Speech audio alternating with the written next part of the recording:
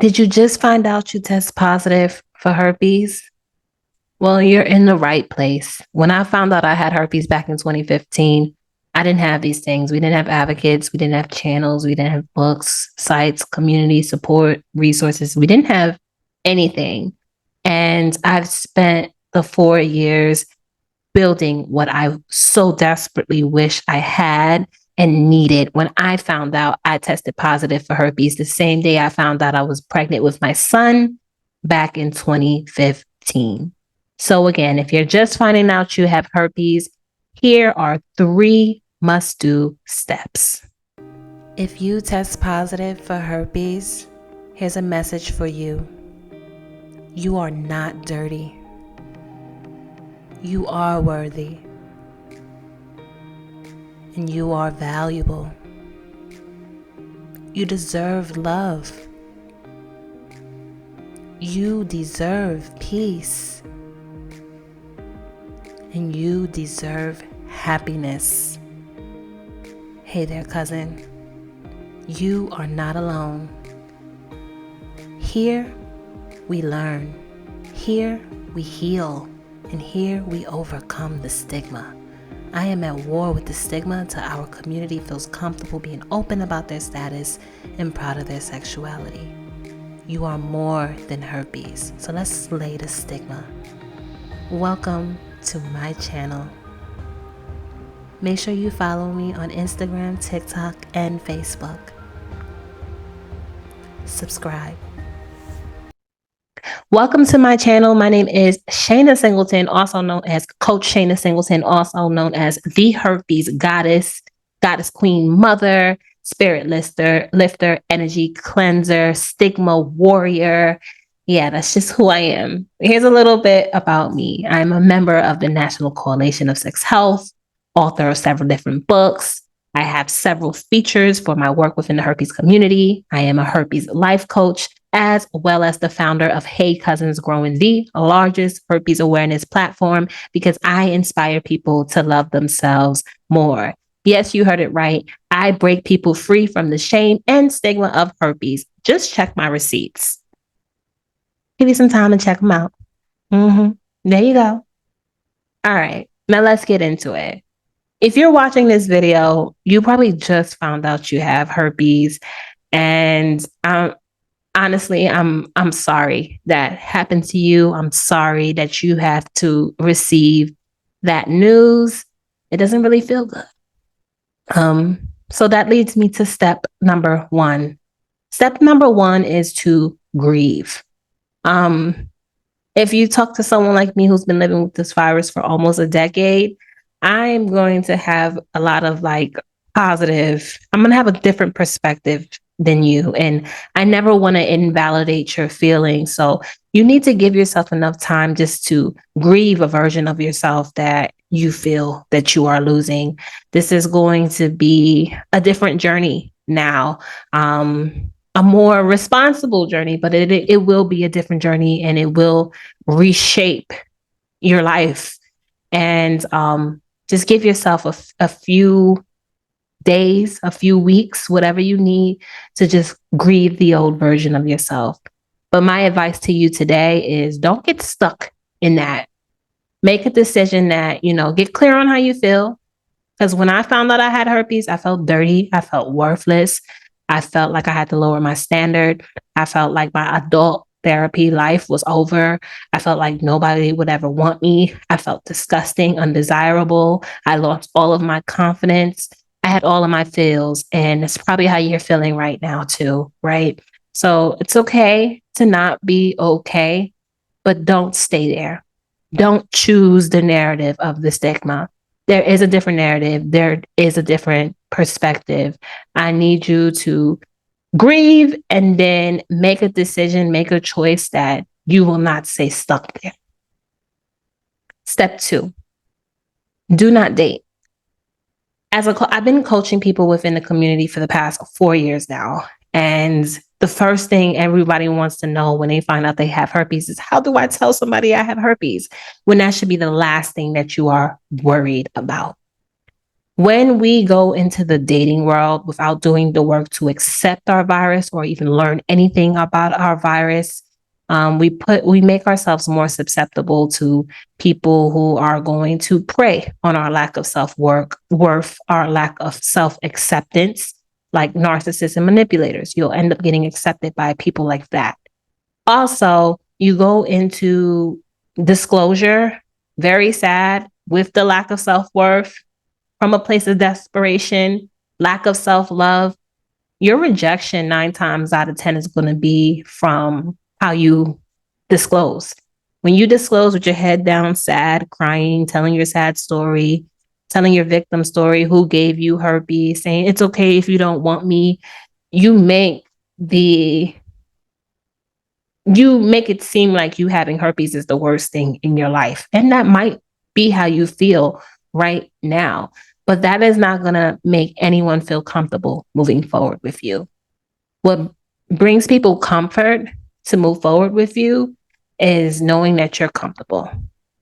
We can't ask people to accept something we haven't done the work to accept. We can't ask someone to be comfortable with something that we are not comfortable with.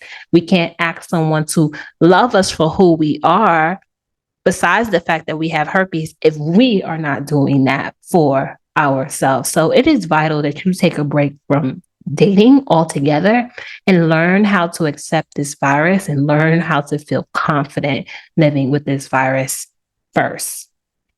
And step number 3, which is going to come with some sub steps, right? Step number 3 is start your journey towards acceptance. Number 1, community and support. I have a support group with 3,500 people who all test positive for herpes. If you're looking for information about that support group, go to the description box below. But there's so many advocates. There's so many influencers. You might not like my approach. You might not like my perspective. There's so many people out there who have communities and support systems for you. Again, we didn't have this back when I found out in 2015. Now we have so many people who have started and created support groups. Make sure you find yours, but also be mindful. In my support group, the vision is healing, it's health, it's wellness after herpes. And some people have support groups where everyone just comes in there to be sad, right? Now, if your goal is self-acceptance, you don't want to put yourself in a group where everyone's goal is just to date one another because they're too afraid to disclose and just complain about herpes all day. That is not going to get you the results that you desire. You want to get around individuals with the same goals. People who are healing, people who are doing this shadow work, people who are taking their steps towards full acceptance of this virus, right? So just be mindful of the groups that you choose to be in. Another sub-step for start your journey, right? Target, envision. Oftentimes we feel like we're on this hamster wheel because we don't give ourselves any target. Take some time to sit down and just journal out how you feel and keep it 100 with yourself. If you feel dirty, if you feel worthless, if you feel like no one would ever want you, say that, right? And then on the other side of that, put how you want to feel. All right. Who does the happy, healthy, wealthy, thriving version of yourself who tests positive for herpes even look like? How do they feel? What do they think? What are they doing? Where are they? Start to envision that version of yourself that tests positive for herpes, that has peace and joy and happiness. Get real clear on that person. Then go in the mirror, read out how you're feeling right now, burn that paper, and decide in that moment that you are no longer accepting that as your narrative. And then you read your new list, and that is now your new affirmation list. That is now your vision. That is now what you envision when you wake up in the morning and you meditate. And that door to your subconscious mind is open. That is what you envision for yourself when you go to sleep at night and you meditate. And that door for your subconscious mind reopen, right? I mentioned I am a herpes life coach. So a lot of things that I do is mindset coaching. I am a transformational coach, and I am a firm believer in mindfulness. Vision is so important because, example, in order for airplanes to exist, somebody had to think that humans could fly to birth other thoughts that then manifested an airplane into reality. Let me move a little further. In order for this phone to exist, somebody had to think it and believe it first. In order for the YouTube to exist, somebody had to think it and believe it first. In order for this computer to exist, somebody had to think it and believe it first. Before this mug existed in reality, someone had to think about it and believe in it first before it manifested into our reality. Now, if thoughts and visions can manifest an airplane and have humans flying from point A to point B, and if thoughts and beliefs can create phones and YouTube and laptops and coffee mugs, imagine what thoughts and beliefs may be doing for you in your life.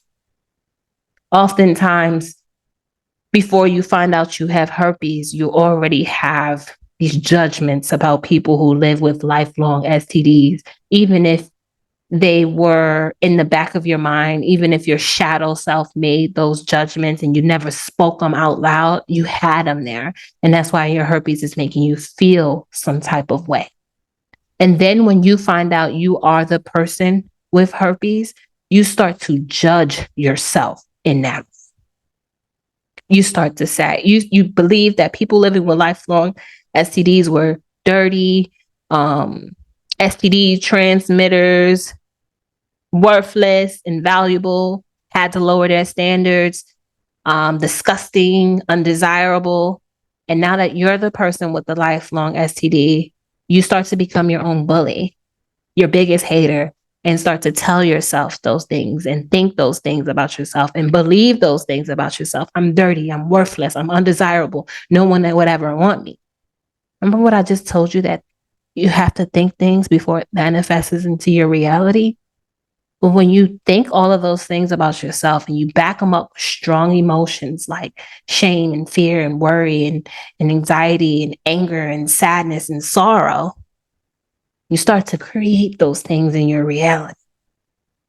So it's so important that you be mindful of the things that you are saying to yourself and the things that you believe. Do not become that bully in the mirror, because if it was someone that you love, if it was one of your children and they told you they had herpes, you would do your research, you will learn about the virus, you will encourage them, you will remind them of their worth, their valued, and how much they are loved. And if you can do that for people outside of you, you can most definitely do that for yourself. You actually deserve that from yourself. You don't deserve to be bullying yourself and telling yourself that you're dirty and you're worthless and no one would want you. You need to go in that mirror and remind yourself of your worth, remind yourself of your value, remind yourself that you're loved, and remind yourself that you will be okay. Don't love yourself only conditionally. Love yourself unconditionally, because you deserve that. And then the next sub-step for step number 3 with Start Your Journey is, what will it take? Oftentimes I deal with clients who tell me that they want peace, who tell me that they want comfort, who tell me that they want full acceptance. But if I tell them to do things like practice gratitude daily, meditate daily, journal, read, actually do the work to heal, they give me a bunch of excuses of why they can't do it consistently. What's gotten me to this stage is because of my wants. I wanted to break free from the stigma so bad that I was willing to do everything that I didn't feel like doing. I've realized that everything that I was doing up until that point was in support of my own pain and suffering. And it would take for me to be uncomfortable in order to create a new reality. In order to create a new reality, it requires new actions. Remember that.